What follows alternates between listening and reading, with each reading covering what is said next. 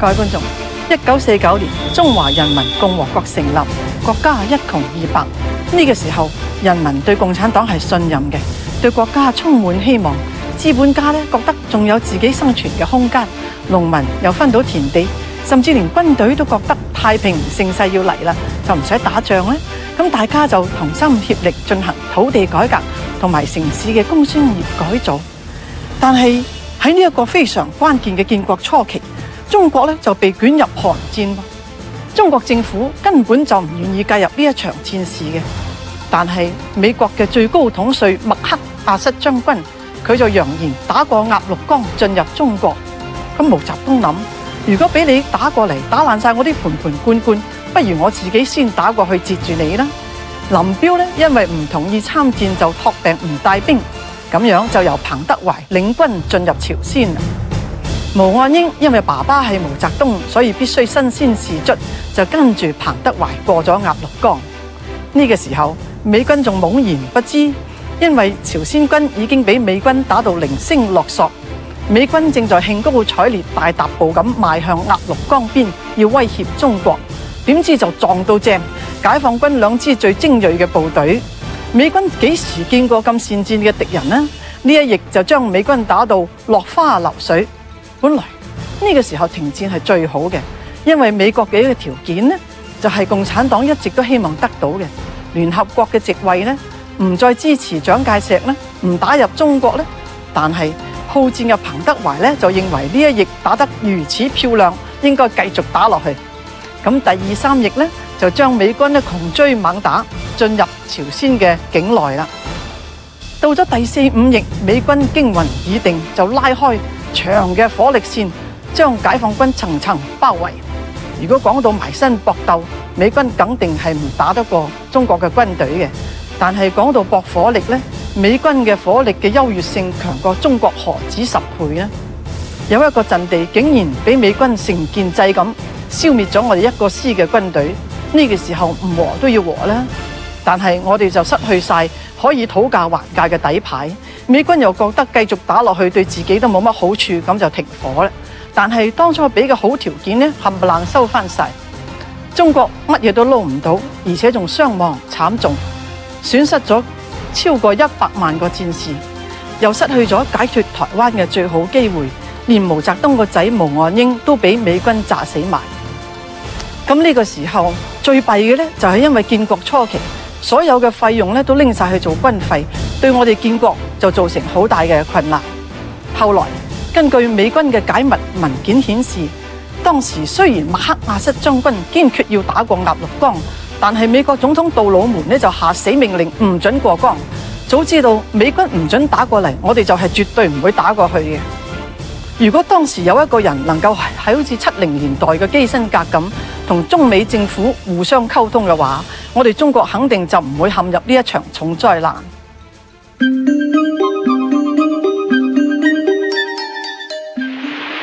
朝鮮戰爭呢一個中美誤會之戰，帶俾中國建國初期嘅困難，相信喺開國大典嗰一日，歡樂嘅人民係想象唔到嘅。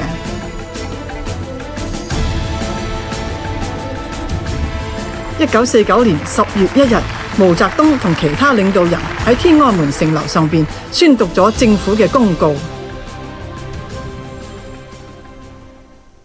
中央人民政府今天成立啦！呢日就係中華人民共和國成立嘅好日子啦。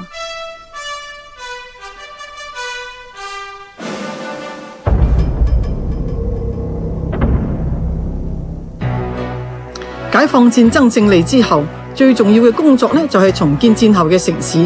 當時上海嘅工廠有3/4停產，全市儲存嘅大米淨係夠供應半個月，燃料最多維持7日，人民嘅生活艱苦。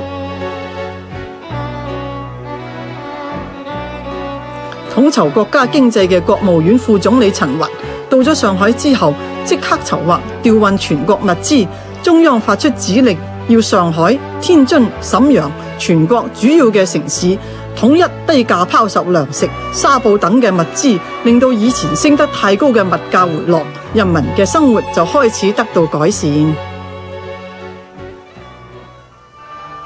土地改革係中國歷史上翻天覆地嘅大變革。1950年6月30日，土地改革法喺全國公布實行。按照新嘅法令，全國嘅農村都進行咗階級成分嘅劃分，即係就將農村嘅人口劃分為貧農、僱農、中農、富農同埋地主5個等級。土改就係遵照人人有份嘅原則。農村嘅婦女破天荒可以得到同男人一樣嘅權利，年輕嘅女仔亦可以分到土地喎。結婚之後又能夠將土地帶到夫家，至於寡婦再嫁都可以帶走屬於自己嘅土地。咁當時就有個口號話：人人有名字，個個有產權。1952年底，全國冇地嘅或者小土地嘅農民亦可以分到土地、農具、牲畜等嘅財產喎。每年就唔需要再向地主繳付總值超過700億斤嘅糧食地租。中國歷代嘅封建土地制度終於消滅。新中國成立初期，第一部國家大法《婚姻法》亦正式誕生，明確宣布實行一夫一妻制、婚姻自由，提倡男女平等，禁止重婚、立妾侍，女人亦可以同男人一樣同工同酬，婦女正式被解放。1950年嘅上半年，上海、北京、廣州、瀋陽等10大城市嘅私營企業一片蕭條，新中國政府唯有制定一系列有利於私營工商業發展嘅政策。雖然新政策令到工商業情況有所好轉，但係市場上好快就出現偷工減料嘅劣質產品。1952年，中央決定進行反貪污、反浪費、反官僚主義運動。其中，石家莊市委副書記劉青山同專員張子善嘅貪污巨款案，因為貪款有成171億咁多嘅舊幣，轟動一時。當年歷時10個月嘅三反五反運動，清理出嚟嘅貪污人數竟然有10萬人咁多。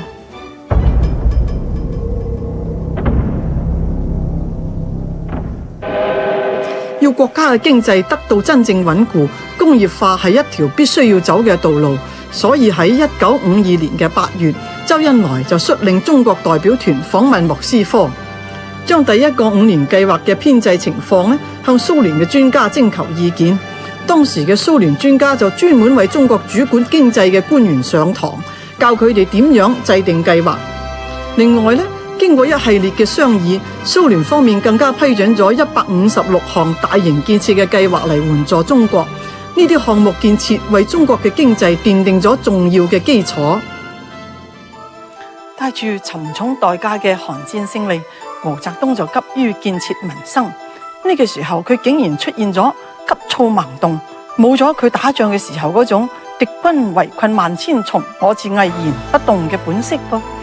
喺56年仲要提前進入社會主義，咁資本家就覺得冇為自己謀利嘅環境，農民又覺得啱啱分嚟嘅田地而家又要交工，咁大家就冇晒積極性。毛澤東又擔心共產黨進咗城之後，安逸嘅生活會滋生貪污同埋腐敗，咁佢就想藉住黨外人嘅批評嚟警惕黨內嘅作風啦。咁佢就叫黨外人士大鳴大放，幫助共產黨整風。佢以為所有嘅人民都係愛戴共產黨嘅，一定會支持共產黨嘅領導。點知文化界人士竟然會提出請共產黨唔好干預文藝創作，科學家又請共產黨唔好外行領導內行。最為毛澤東所不能接受嘅就係當有人提出請共產黨唔好一黨專政，大家輪流做下莊。咁啱呢個時候，蘇俄嘅赫魯曉夫上台，對死咗嘅史太林鞭屍，清算佢嘅獨裁同埋個人崇拜，咁就觸動到毛澤東嘅神經，佢就準備反右啦。史太林同埋毛澤東有好唔同嘅地方，史太林濫殺無辜，毛澤東佢從來都唔處死自己嘅政敵嘅，佢經常都話內部肅反唔殺人，我哋連國民黨日本嘅戰俘都唔殺，點解要殺自己人呢？會搞錯噶嘛？平反嘅時候人都死咗啦，所以初反右嘅時候，大家以為係人民內部矛盾都唔使驚嘅，點知有50-60萬人被劃為資產階級右派，受到嚴酷嘅批鬥，因為係人民公敵。專家同埋知識分子好多都送咗去勞改。由呢個時候開始，大家都噤若寒蟬。反右之後呢，就冇乜人敢向中央提意見啦。所以當毛澤東揮動三面紅旗，大躍進人民公社總路線嘅時候，大家都跟住佢15年超英趕美，邊個都唔敢落口。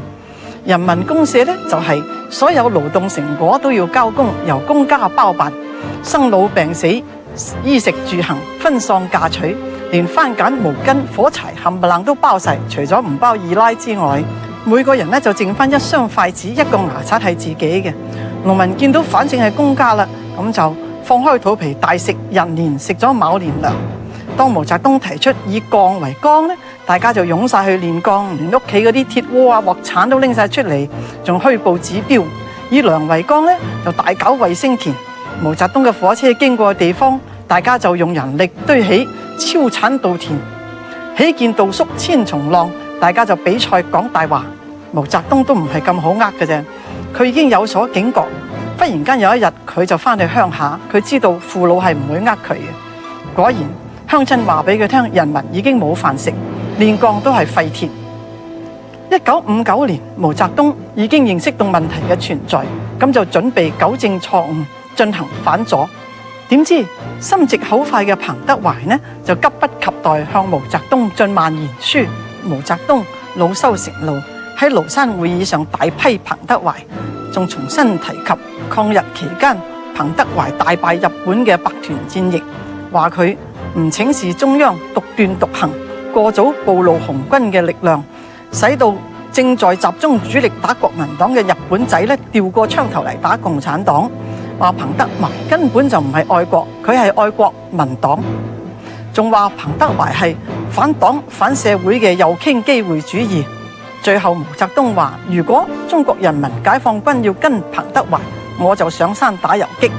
結果呢一次第8屆嘅八中全會決議通過革除彭德懷國防部長嘅職務，毛澤東呢就從準備反左變成反右。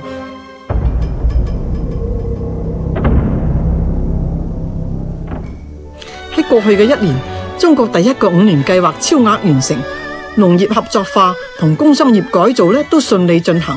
毛澤東就叫大家鼓足幹勁，力爭上游，多快好省地建設社會主義。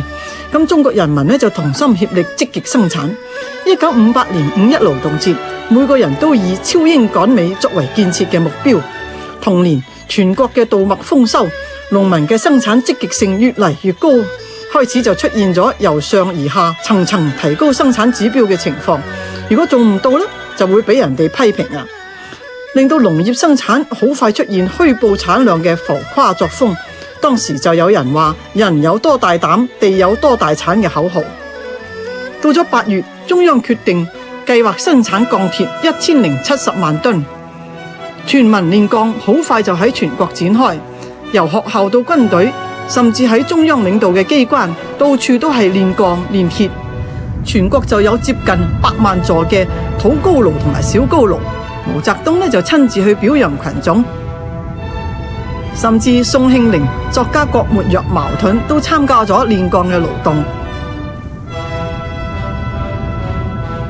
另外數千萬計嘅農民由耕田就轉移到煉鐵，又會組成軍事大隊，號召其他人民日夜工作，創造當代嘅經濟奇蹟。鋼鐵生產嘅指標最後雖然都能夠完成，但係其中合格嘅就只有800萬噸，另外有1000幾萬噸喺農村煉成嘅生鐵冇一個係達到合格嘅標準。大躍進開始令到社會出現唔少問題嘅時候，另一邊人民公社化嘅計劃亦迅速喺農村展開。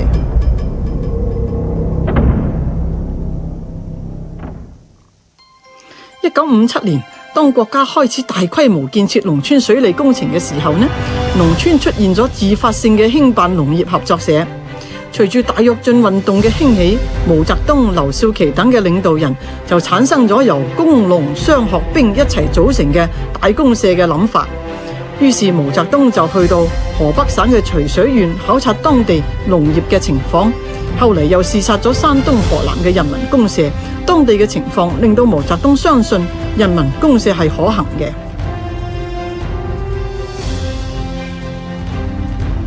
到咗1958年嘅8月，中央就以徐水縣成為共產主義嘅試點，取消工資制，對全縣嘅人呢都實行供給制，仲要提出咗1959年至63年完成由社會主義過渡到共產主義嘅社會。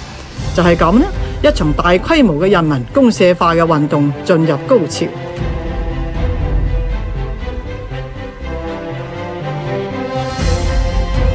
各地普遍實行咗全民供給制，人民有公共食堂同埋托兒所。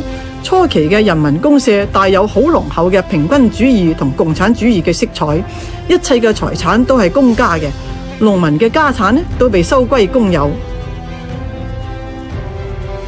共產主義係好多人嘅夢想，不過夢想同現實始終係兩回事。3個月之後，徐水縣嘅人連基本食飽飯嘅生活準則都達唔到，供給制亦無以為繼，人民公社化運動注定係要失敗嘅。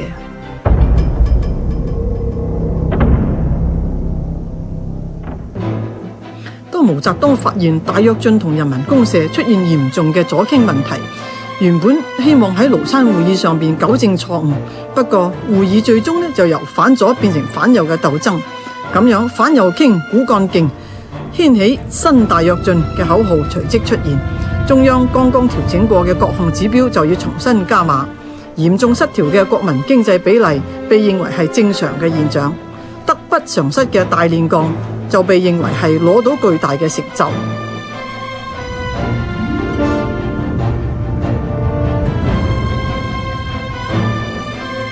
至於喺農村嘅公社食堂呢，就要大辦特辦，左傾嘅錯誤再次泛濫，呢種違背經濟發展規律嘅做法，終於導致國民經濟大跌。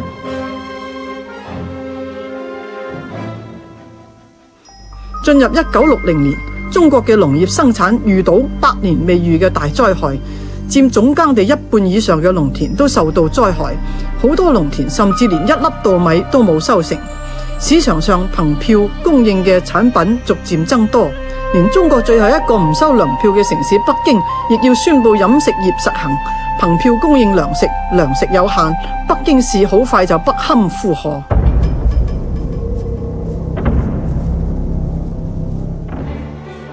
經過大躍進、人民公社化運動同埋天災，令到中國陷入農業失收。